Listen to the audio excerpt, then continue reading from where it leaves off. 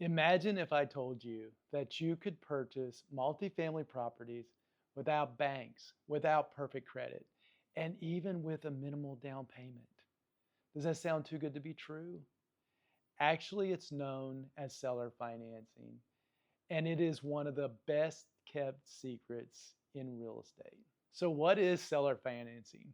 Most people believe purchasing a real estate requires going to the bank, completing an extensive amount of documentation, then waiting weeks or sometimes even months to receive approval.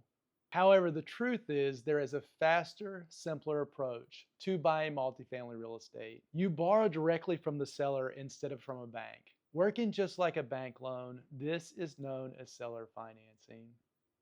Now, the seller lets you pay for the property over time and you make direct monthly payments to them. Now, you might be wondering, what are some of the advantages for the seller? Now, number one, instead of receiving upfront payments, the buyer makes monthly payments with interest, just like you would to a bank. This allows the seller to receive interest on their money. Number two, they can save on taxes. If they take a lump sum, they're going to immediately be liable for a large tax debt. However, with seller financing, they can spread that over time. And number three, the selling process is much simpler, especially for those requiring repairs or that are struggling to receive financing. And number four, offering seller finance will help the seller draw more purchasers and finalize the sale more quickly. What are some of the advantages for the buyer? Number one, seller financing is a game changer because we don't have to hop through all the hoops in order to get financing. And number two, it's usually much faster than it is to get conventional financing. And number three, the buyer can negotiate better terms, like a lower down payment or interest rate. And a common phrase is, your price, my terms. Remember that, your price, my terms. Seller finance is a very important concept to grasp, and it's going to add to your purchasing toolbox.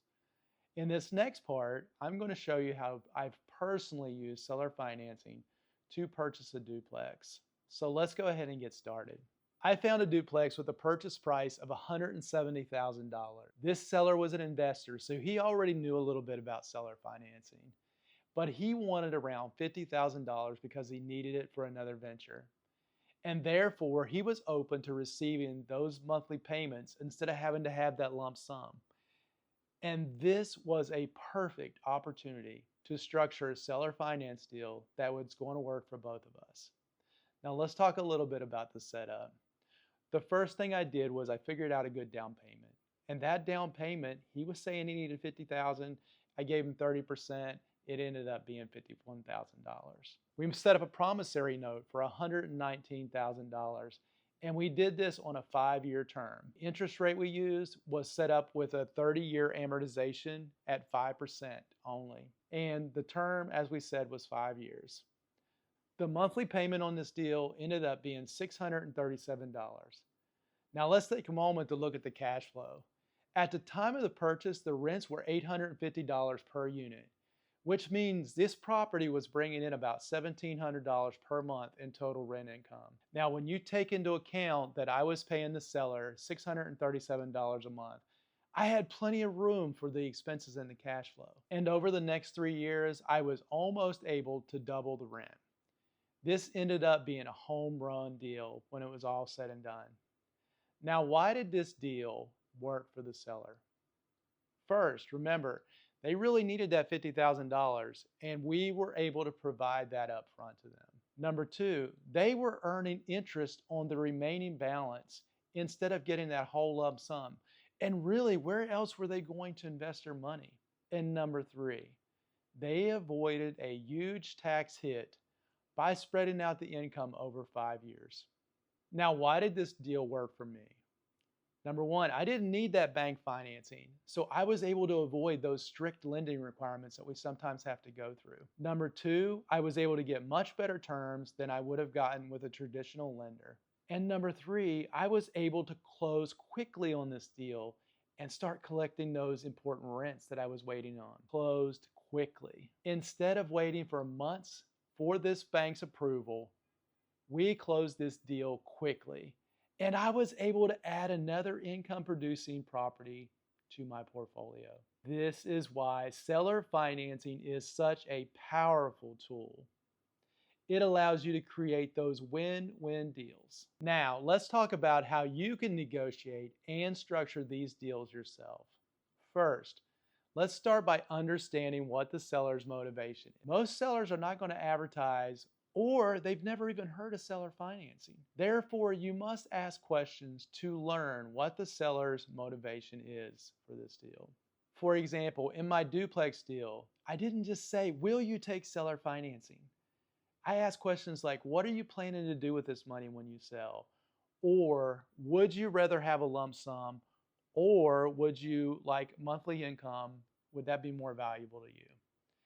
And once I found out that they needed the $50,000 and that they were also open to the monthly payments, I knew that I could craft a good seller financing offer that would be beneficial for both of us. Now, the second thing is I always offer multiple solutions or options. I never go into a negotiation with just one offer. Instead, I give the seller at least two choices.